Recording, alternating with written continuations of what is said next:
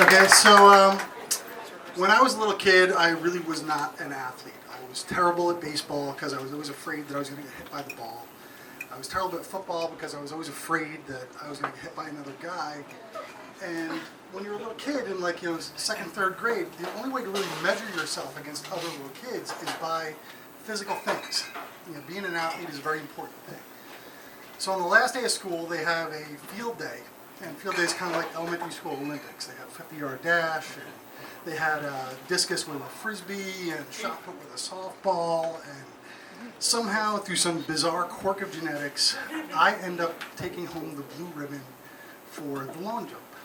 And I beat every kid in second grade by 1.5 feet on the long jump. I'm the best long jumper that there is. So for the rest of the summer, I'm so proud of the fact that I'm this great long jumper that any excuse I have to jump over something, I take. So if we're playing tag in somebody's front yard and I'm running towards the driveway, rather than run across the driveway, I jump across the driveway. If we're walking down Main Street to get ice cream and they've fixed the sidewalk and there's 2 patches of sidewalk that are a different color from the others, I jump over those 2 squares of sidewalk. And it gets to the point where people are now daring me to jump over things. So in the center of our town was this park that had a band shell. Do you guys know what a band shell is? It's like a 4-foot-high concrete stage, and at the back of it there's this aluminum shell that helps project the sound forward. And we're running around on this thing, and in the front of it, to make it look nicer, they had this row of juniper bushes. And somebody says to me, "Yo, Rob, I bet you can't jump over those juniper bushes." And I walk out there, and I look at them, and I'm like, the bushes are only 3 feet. I know I can clear that distance, but this thing is 4 feet high. I've never jumped from something that was higher down to something that was lower, and I'm afraid. I don't want to do it. I'm going to get hurt. And this kid, Jimmy Collins, who is the best athlete in the entire school, he's the best baseball player, best football player, best basketball player, best everything. And I know he is pissed that I beat him at the long jump. And he comes up to me and he says, "What, are you going to be a pussy and not do it?" And I'm only in second grade. I don't even know what a pussy is. But I know that if somebody says you're going to be a pussy, it's not good. So I'm like, well, of course I'm going to do it. So I go to the back of the stage and I take a couple deep breaths and I run as fast as I can and I get my right foot right to the edge of that stage and I push off. And now I'm not just 4 feet high.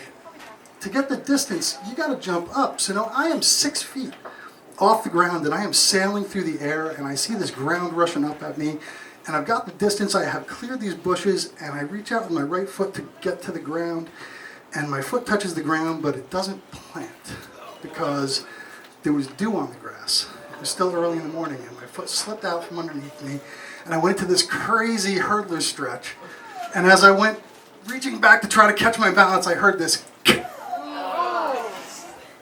and I immediately jumped up and tried to do that thing that all little kids do, that, I'm not hurt, I'm not hurt, I'm not hurt, I'm okay, dance.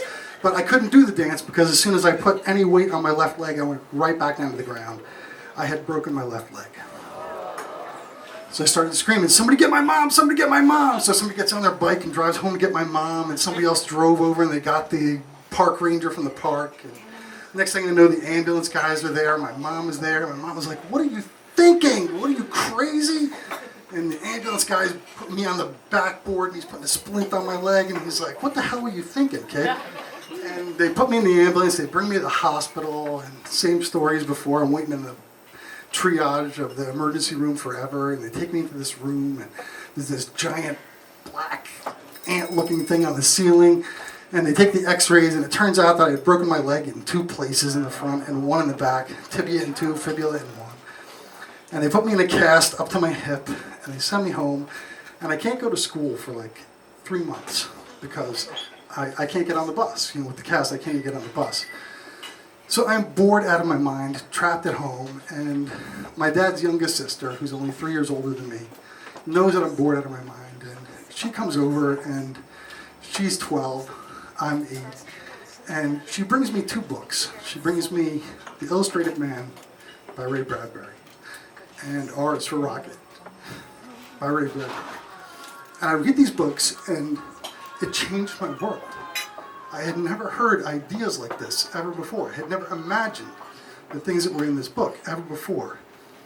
And I'm 50 years old now, and many, many times in my life, I have stood out at the edge of something, looking out into the abyss, knowing that there's an opportunity that I can fail, and I can fail miserably, and that it's really going to hurt. But every single time, I walk to the back of that stage, and I take a deep breath, and I run to the edge, and I push off, because I know that even if I don't stick the landing, and even if I get hurt, it just might expose me to something that is going to change my life forever.